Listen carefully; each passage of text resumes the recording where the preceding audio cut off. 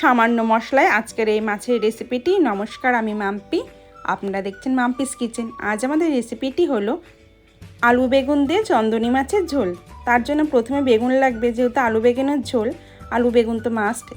বেগুনগুলো ঠিক এভাবে পাতলা পাতলা করে লম্বা লম্বা করে কেটে নিতে হবে, ঠিক যেভাবে দেখাচ্ছি।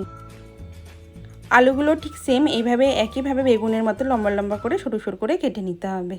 যেহেতু আলু বেগুনগুলো আমরা ভেজে রানবো না, সেই ক্ষেত্রে একটু সরু করে দিলে তাতে মাছের সাথে এটা সেদ্ধ হতে খুব তাড়াতাড়ি হয়ে যাবে।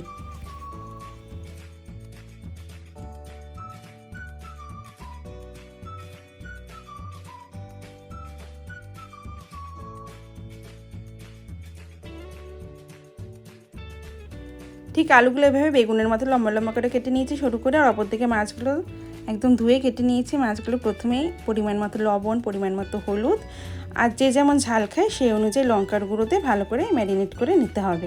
সামান্য একটু জল দিয়ে নিয়েছি, তাতে মশলাটা মাছের গায়ে মাখতে খুব সুবিধা হবে।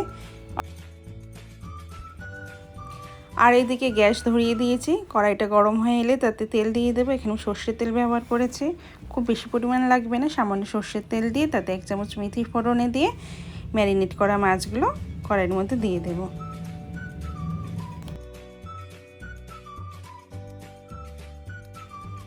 এক্ষেত্রে বলে রাখি, কড়াইতে মাছ দেওয়ার সময় কিন্তু একদম বোল ধরে ঢেলে দেবেন না, আলগুচ্ছে একটা একটা করে দেবেন। সেক্ষেত্রে মাছগুলো ভেঙে যাওয়ার সম্ভাবনা থাকবে একসাথে দিলে, আর আস্তে আস্তে দিলে মাছগুলো ভাঙবে না। মাছগুলো এক পিঠ ভালো করে ভাজা ভাজা হয়ে এলে অপর পিঠটা উল্টে দিতে হবে।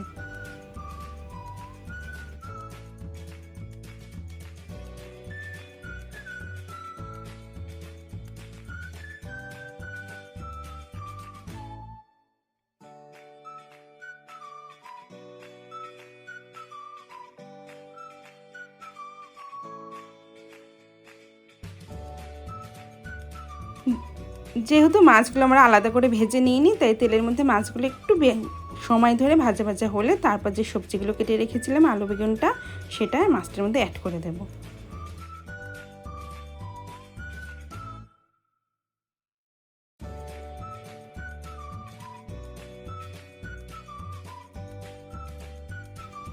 কড়াইটাতে সবজিটা দিয়ে খুব হালকা হাতে নাড়িয়ে নিয়ে তারপর জলটা অ্যাড করে দেব।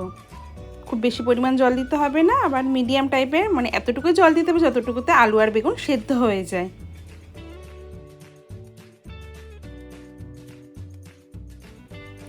প্রথম 5 মিনিট গ্যাসটা হাই ফ্লেমে রেখে কড়াইটা ঢাকা দিয়ে রাখবো। তারপর আরেকটু দেখবো আলুটা সেদ্ধ হয়েছে কিনা। যদি সেদ্ধ না হয় তবে আবার একটু ঢাকা দিয়ে রাখবো। যদি মনে হয় আলুটা সেদ্ধ হয়ে এসছে তাহলে আরেকটু ফুটতে দেবো।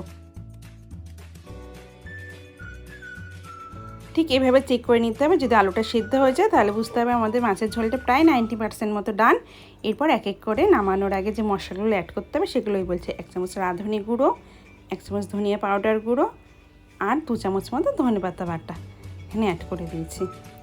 ব্যাস, ধনেপাতাটা দিয়ে একটু ফুটে গেলেই আমাদের রেডি আলু বেগুন দিয়ে মাছের ঝোল।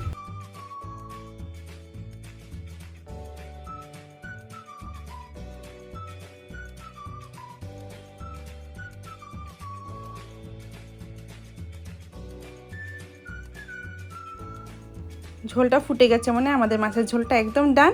এবার 2 মিনিট গ্যাসের ফ্লেমটা বন্ধ করে কড়াইটা ঢেকে রেখে দেবো। ব্যাস রেডি গরম গরম মাছের ঝোল।